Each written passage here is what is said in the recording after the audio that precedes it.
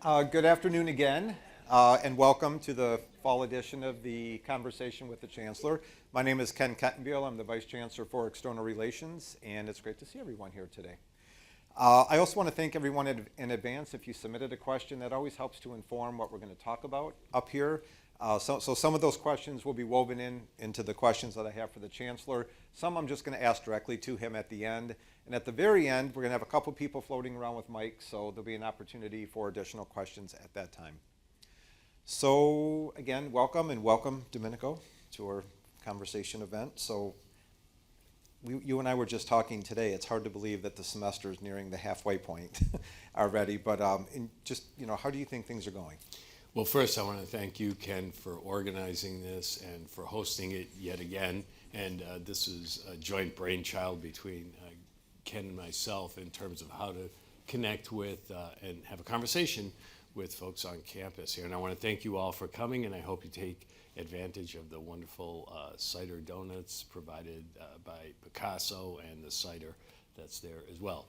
And to answer your first question, Ken, I think that the semester's off to a terrific start. We had a great Wolverine Welcome Day, thanks to Amy and her team that helped organize this. We had the largest number we've ever had, over 1,000 students, and tables were lined up from the AB to the field house. It was really a wonderful sight to behold and to walk through and seeing all the excitement there. And I want to thank all the faculty and staff that on the first day of classes, 150 showed up to welcome personally the students that were coming onto campus here. That was another way that separates us from so many other campuses around the state and in the United States. So I want to thank all of you. We had a terrific book club event, one of our larger events, and a very provocative conversation ensued there, and we had a terrific bike ride with our community friends and colleagues that was co-led by a commander from the police department. We went to Peace Park in Dearborn, which is a new park there, and I would encourage you all to visit it in West Dearborn. It's a beautiful venue to sit and enjoy the outdoors. It's getting a little chilly now, though, so bring a cider donut and maybe some warm cider. So actually, that welcome back was sort of a carryover from COVID. I mean, that's something that we did when we all returned from COVID, and I personally was one of the people out there a couple days. It was nice to see. I think the students appreciated it. I mean, they had a smile on their face. You would say hi to them a couple times as they walked out of the building. They laughed a little bit, so it was a nice event. And then just that Peace Park, if you're familiar with West Dearborn, there's 2 parking decks near Bar Louie. There was a big open space in between there, and the city really has turned that into a beautiful park. They might have fire pits there too, if I remember right. So you can go there in the fall and the winter. So we had some good news to start the year off as well with enrollment. You know, we are up. I know there's two things that you're particularly happy about, that our students taking a full class load is up and our graduation rates are up. So if you can just comment a little bit about that and why that's so important over an overall headcount number. So we are in a great position with enrollment. I want to thank Melissa and her team and Tristan and her team for our efforts in that regard. Our first year headcount and full-time enrolled students is up. Our transfer students are up. Our overall enrollment is up, which means that takes into account returning students. Things are going extraordinarily well with our students. But most importantly, and this is really what we're all here for, our graduation rates are up. Our 4-year graduation rate has gone up 9% in the last 3 years. That's really remarkable. And our 6-year graduation rate, which I've only been here 6 years, so this is the first data point that I can claim here, has gone up 2% since last year. So, and that's going to continue to go up because our 4-year graduation rate has gone up. So things are going very, very well, and our student credit hours is up higher than our enrolled student numbers are up, which means that our students are taking more courses, which means that they're going to graduate faster, which means that everything's going in the right direction. So I want to take some liberties here. So each year we do a story on the enrollment picture here, and Melissa is always saying that there's a lot of people involved in this, and I just wanted to echo that for her because she's humble, and but we talk about, it's the faculty that are helping out at open house. It's all the programming and the extra things that we do to attract students here in the first place. My team is, helping with advertising efforts. It touches a lot of people, but I promised Melissa I would give a plug for that because she realizes it takes a village here, and it's not just, her responsibility. So, but again, congratulations, because your team and Trista's team are really on the front lines on that. So Domenico, with enrollment being up, then the budget picture and the revenue story here is probably a good story, and I see you're probably looking at Brian and smiling at him. I don't want to look at Brian now just yet, but talk a little bit about where we are financially. So because of all of your efforts, both faculty and staff, and it does take a village, and the staff are as important as the faculty because they interact with students almost more frequently sometimes than the faculty do. Our numbers are up, and what I really focus on is not necessarily enrollment when it comes to running a university, but net tuition revenue. So a lot of schools can enroll a lot of students and actually lose money while doing it because they subsidize the enrollments, and they can claim large numbers, but they're losing money while they do it. We, because of everybody's efforts and a lot of thinking, a lot of planning, we've been able to increase our student numbers and increase our net tuition revenue. So this year, we actually have a small surplus compared to what we had budgeted for the year.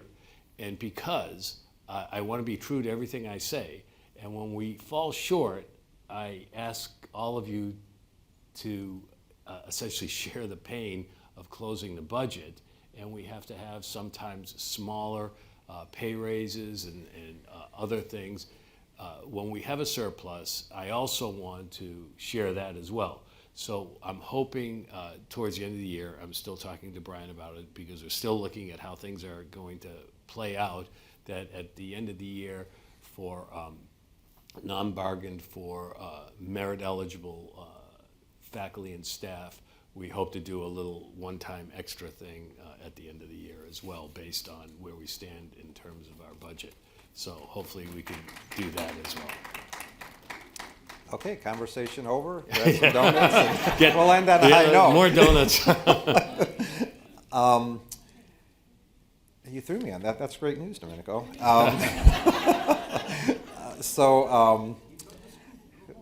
There you go. There you go. So obviously, just to go back to the enrollment numbers and students taking full loads, one of the questions that we received was, what can we do to increase enrollment? And, hopefully people have reviewed the strategic enrollment management plan. That's part of the overall plan, and a lot of things appear to be working. You have to look at block tuition as something that you instituted when you started to incentivize students to take additional credit hours at really no cost after a certain amount. So strategic planning, we're coming to the end of the year, so do you want to comment on, just where you think we are on that, and then just talk a little bit about what's coming after the first of the year with the report? So just to go back to the block tuition, I mean, that is, I think, definitely a factor in our students graduating faster and being more successful. But I also think that the work that the provost has done with the deans in terms of converting from 3 to 4 credit classes is also going to be very helpful, because the students can take a fewer course load per semester and focus on fewer courses. The faculty have more time for their scholarship and research. And I think that that's also going to be a big factor in the success of both faculty and students, which are 2 key components of our strategic plan. So as you know, the key components of our strategic plan are student success, we just talked about that, faculty success, and I have to give a shout out to Armin and all of the work he and his office have done to help build our scholarship and the success of our faculty in terms of their personal scholarship, and our staff is terrific. I keep saying that we have the best staff in the United States here. It's the best staff I've ever worked with. So staff excellence, faculty excellence, the concept of holistic excellence, which I'll talk about in a minute, and then our budget, which is Brian's purview primarily, but it's everybody's purview, we're doing very, very well in that. And we have our key performance indicators, which are up on site. Everybody can see them. It's a quantitative measure of how we're doing. So we're not just blowing smoke. We're actually measuring our performance, and then we can track some of them. Some of our indicators are going in the right direction, not all of them. But it gives us a flag as to what we have to pay attention to. And our next report will be out in January. And Carrie has put the call out to various leads across campus to update numbers. So we're looking forward to updating that report and sharing it with the campus. And then things will, for the State of the University address scheduled end of January next year, we'll probably highlight some of the things that are really working well and acknowledge things that maybe aren't, and how are we going to adjust on those. So. And I do want to give a shout out to Carrie, who is the Chief Strategy Officer, who is making sure that we're on track. And now I know what I remembered to ask you before. So we may get we'll get a little extra money. You're not taking away the extra holiday time around us for Thanksgiving and Christmas. No, we're not. Okay, I'm definitely not. Another doing round that. of applause No, for that. No, we're definitely not doing that. So we're in the Rennick University Center, and if you walked around this building, you notice the first half is boarded up and under construction. So can you provide just a quick update on where we are with facilities, when this building is going to reopen back up fully, and maybe some of the high-level timeline with the Fairlane Center? Yeah, thank you, Ken. This building should be ready and operational by the beginning of the next calendar year. So early 2025, all the construction should be over, and we should be in terrific shape for a new living room for our campus. On the Fairlane Center, we've been doing a lot of work on looking at different scenarios on how to move our folks that are out there now back onto campus. It's going to be a multi-year process. We don't see anything that's going to be triggered anytime in the near future, but we are planning and diligently looking at scenarios so that we can have things in place in the next couple of years. And that's pretty much where we are now. So 26, 27, to start move back from various departments and then the two colleges. Yep. Next topic, talk a little bit about campus climate. So over the last year, we've seen a lot of activity, expressive activity on campuses across the country, and very close here, just 40 miles west, a lot of activity in Ann Arbor. But and then the Detroit News had an article yesterday that the regents may be considering a policy or direction on more neutrality expressed by not only the president but the chancellors, department heads, and other people across the university. So can you talk a little bit about what the regents are going to be discussing? I think this week, Thursday, and our strategies that we've had here in Dearborn to monitor expressive activity and make sure that we're accommodating and doing things the right way for not only our campus community but the extended community. Thanks, Ken. So this past summer, I had asked the provost and the dean of students, Amy and Gabriella, to put together a team to look at our expressive activities policies and where we stood on those. And they have looked at all of our policies and updated all of the policies along with Ken's team. Those are now up on our websites and are available to be viewed in an updated fashion. We're also a little bit ahead of the curve on institutional neutrality, but in a different way. So I think it was 2 years ago now, or a year and a half ago. About a year ago. A year ago? Okay. Time is running together. Right. So we put out a memo that said that I was going to be neutral on international and national events unless it impacted our community. But I did not say anything about our deans or our department chairs or program directors or anything like that. So we took a position of institutional neutrality as an institution, but I did not say anything about the subordinate units within the institution. What happened was there was a committee put together in Ann Arbor on diversity of thought, and one of the subcommittees on diversity of thought suggested that the university adopt an institutional neutrality policy, which has been crafted, and it's going to require everybody in the university writ large, including the 3 campuses, to refrain from institutional statements that do not involve the internal governance of the university. And I think that SACUA is having a meeting on this tomorrow because they take exception with some of the language that was used in that policy. But from our perspective and what I can control, I was going to be, and I am institutionally neutral, but and you can tell that from the memos that I've written, although I have personal opinions, and I have not put any kind of limits on what deans and department heads can say, but that may be foisted upon us by the regents. And to your point, the two communications that you've issued related to the Middle East war were more to acknowledge what members of our campus community are probably feeling and experiencing. They were written, you know, more of in a neutral form, but just to acknowledge pain and suffering and things that the person sitting next to you may be going through that you might not even realize based on ties. So, I wanted to put a shout out and thank everyone. There was a lot of work done over the summer to refresh all of our policies on our website. We're still working through a few of the final ones. It was a lot of work. It's not fun work. It's added work. It's in the summer when people probably want to take more time away, but it's important work to make sure that what we have out there is consistent, because the last thing we need is somebody to call us out on something that they read on the website that we now changed. You know, we knew we made a switch on that. So I know Amy was pushing, you know, that a lot of work over the summer on things that were more external facing. So thank you, and there was a lot of good work done. So we're not quite there yet, but we'll be there shortly. I also just wanted to quickly mention President Ono is labeling this the Year of Democracy. There's activities in Ann Arbor that are being promoted, but we have a couple of events here. One is tomorrow.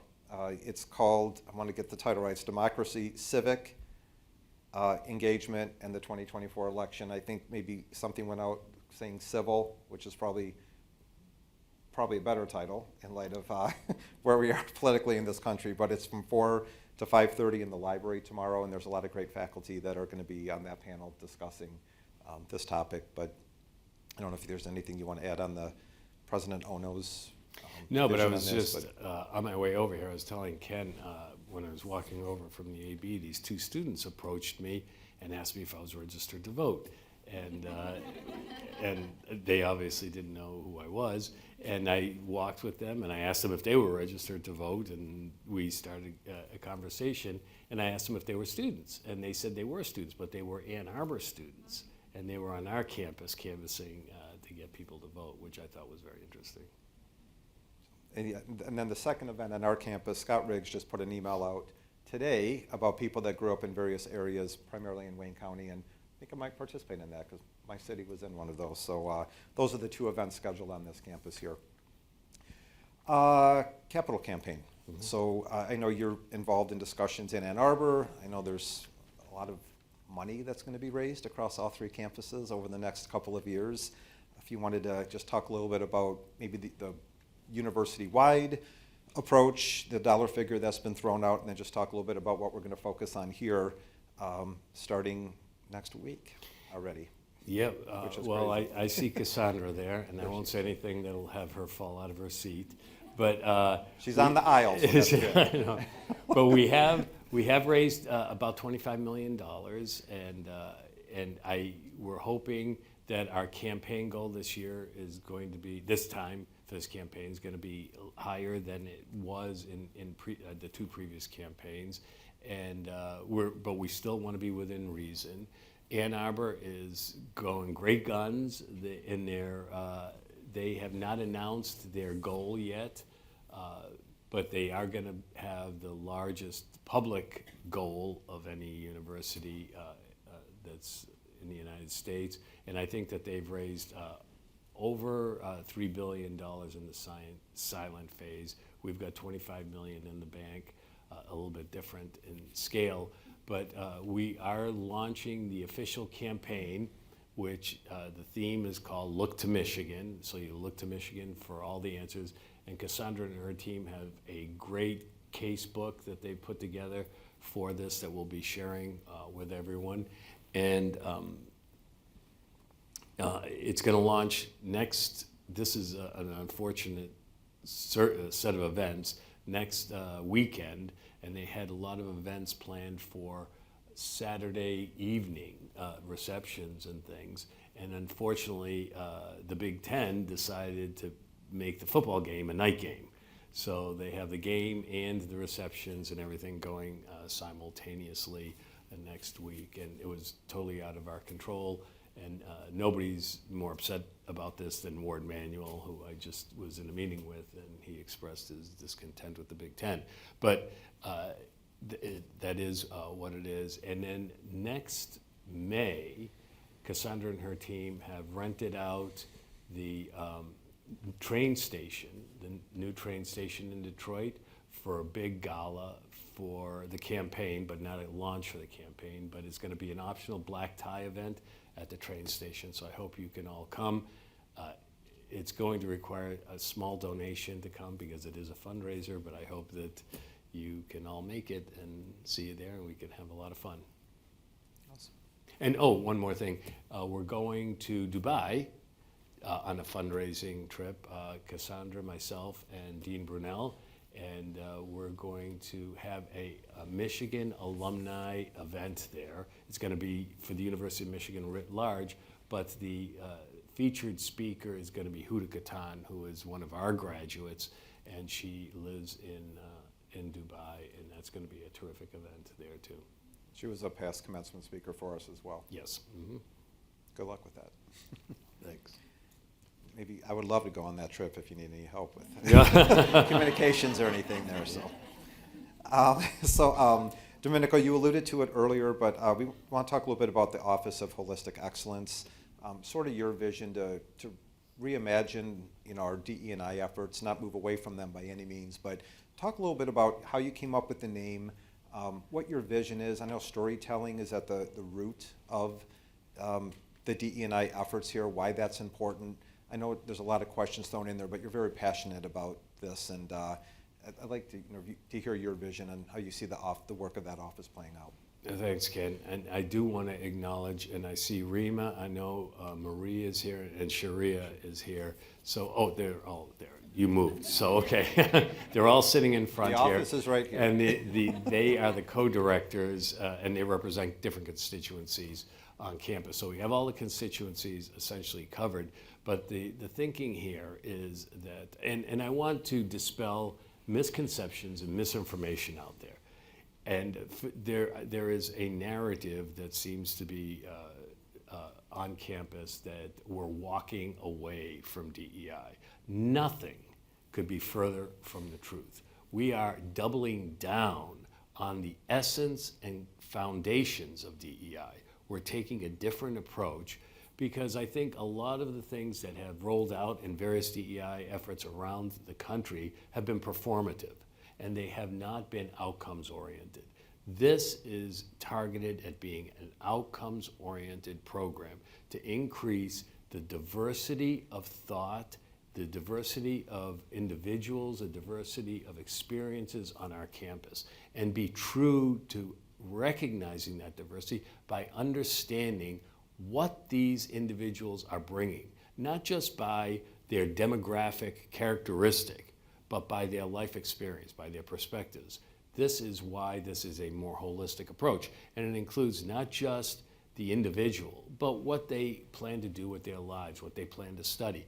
Because just as folks that decide to go into education, I'm looking at Dean Lampkin-Williams, are thinking a certain way, folks that decide to go into business or into engineering or into the humanities think different ways. So these individuals come from different backgrounds, they're thinking differently, and what we're hoping to do is really mine that diversity so that we are all enriched by each other's perspectives and experiences, and that is a holistic approach to this. It's not going to be an easy task, but I think it is a more authentic view of what diversity, equity, and inclusion is.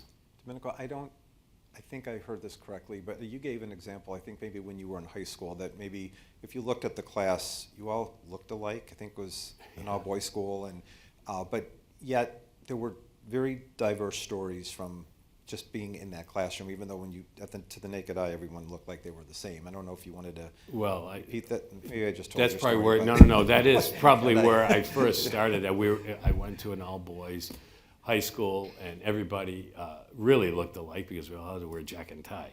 And so there was not a lot of exterior differences. But when you started talking to people, people came from very, very different backgrounds. There were sons of surgeons and judges, and there were sons of laborers and musicians, and there were folks that came from one side of the track, metaphorically, and folks that came from another side of the track. And it wasn't until you actually started to talk to people to really understand that they were not all the same, and that just because they may have appeared to be all the same. And that's something that always stuck with me, is that, of course, the old saying of never judge a book by its cover, but it's even more pronounced now on campuses where we're trying to increase, quote, diversity by putting people in boxes. And I got a sneak peek of the case statement that will be coming out for the capital campaign, and the words diversity, equity, and inclusion are in the case statement. So Yeah. these are not words, like you said, that we're not walking back from. You have a different vision. And I think it's fair to say, going back to our strategic plan, some of our DE&I efforts needed a little bit of a kickstart. Maybe they were floundering a bit. Would you? Well, I think that's been the criticism around the United States. I don't want to be critical of anything that's happened on this campus, but I think if you look around the United States, there's been a lot of criticism, and there's going to be either, I think it's going to come out tomorrow for the Sunday Times Magazine, an article about the University of Michigan and DEI. And they've been working on this for months, and I don't know where the article is going to land. Nobody knows where it's going to land, but there's going to be a pretty major article in the Times about DEI in the University of Michigan either tomorrow or for the Sunday Magazine, I think. And then you have an article coming out in Diversity Magazine. Insights into Diversity contacted us on our new approach, and I had a very long conversation with the journalist, and they are, after they talked to me about this, and they're going to still contact a lot of the folks that I've identified. They're going to write a story about our approach, and they said it's going to be a cover story, so that's going to be exciting for us, I think. And there was an op-ed in the Detroit News. That was not that terribly long ago. Yeah, So I get to work. But let me just say something about the Detroit News.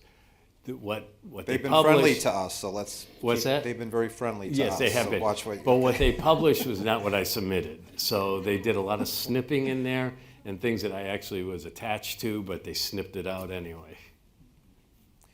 Okay, and then there were just at the end here, we thought there was a few shout outs that you wanted to acknowledge. Yeah, a few actually, people, so I in the have cheat some- sheet here. Yeah, I know. do have, because So- I wanted to make sure I didn't really miss any, and I still probably miss people. I did say that I wanted to give a shout out to the 150 or so faculty and staff that helped out on that first day, which I really, really appreciate. And Amy and her team did just a terrific job. Emily Wong won the Presidential Award for Global Education. I talked about Armin doing such a terrific job in external funding. Francine Banner, I saw Francine, and Amanda Esquivel received the Susan B. Anthony Award, which is terrific. Our Office of Community Engaged Learning is working on a reaccreditation of the institution as a Carnegie Engaged institution, which I think is terrific. Tom Piddock, I saw Tom here.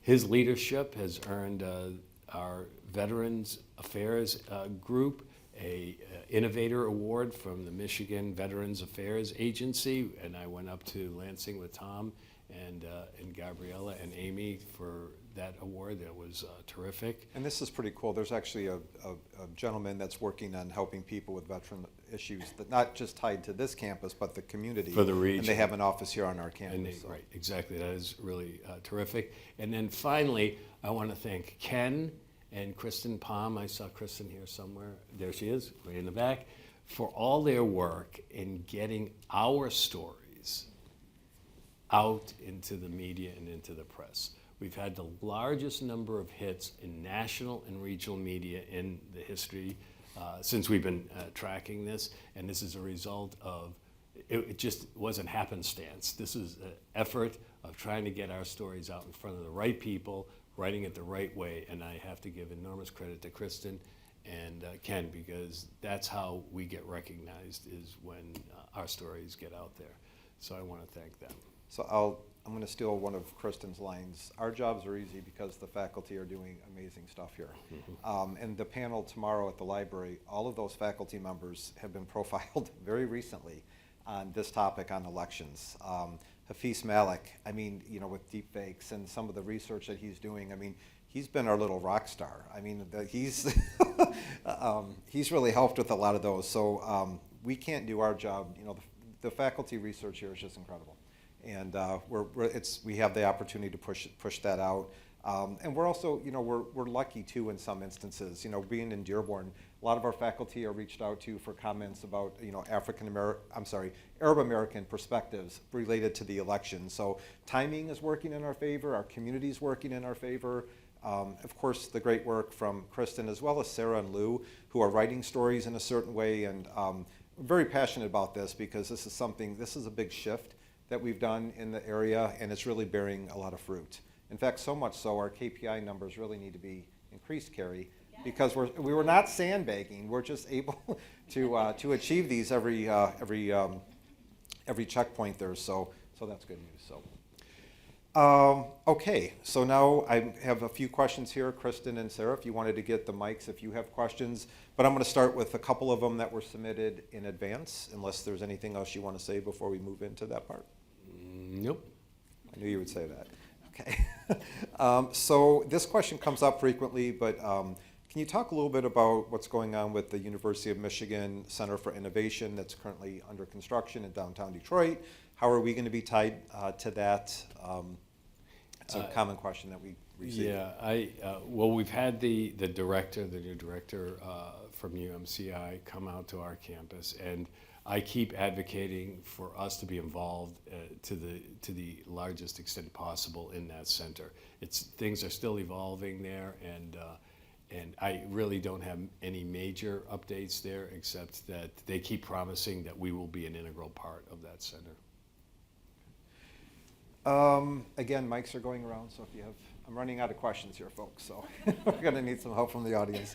One of the questions is, can we do anything more for land sustainability on campus? And was called out specifically some of the work that they're doing at HFC. If you've driven by, it looks more natural. And I know we've started that work on our campus where we're not cutting all the grass. It looks natural in some areas, but I know you have visions particularly for our parking lots. Yeah, so one of the great things that Carol and her team did was create bike lanes and signage for biking. So we're hopefully going to encourage more biking and walking on this campus. And as you know, I try to ride my bike every day to campus. And I'm fortunate because I live 2.5 miles from here, and not everyone is that fortunate. But once you're on campus, it would be nice to see more people walking rather than driving from one end of the parking lot to the other end of the parking lot to go between meetings.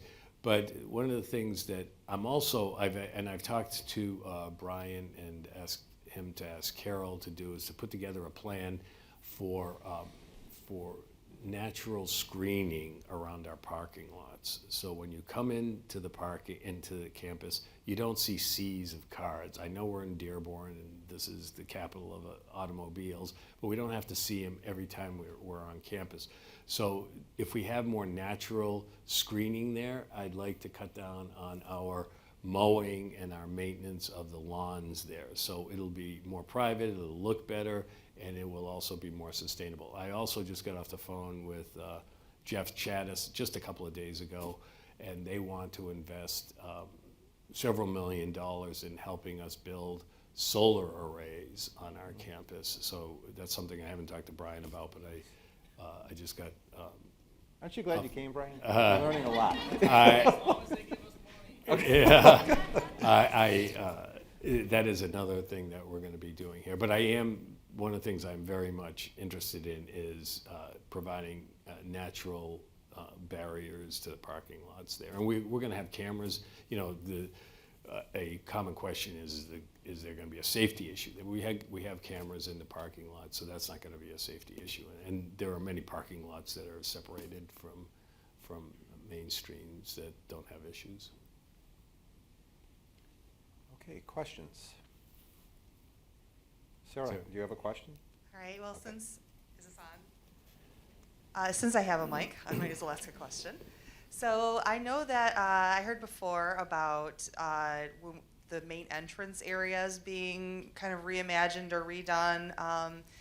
Do you have an update on that, or when we might start seeing things at the front of our at the main entrance, or when we walk in? Well, this is part of it. Brian, do you have any updates on? There's no funding available for that. There's no funding available, but everybody's gonna bring in a plant, and we're gonna have a plant day, and we're gonna put them in the ground.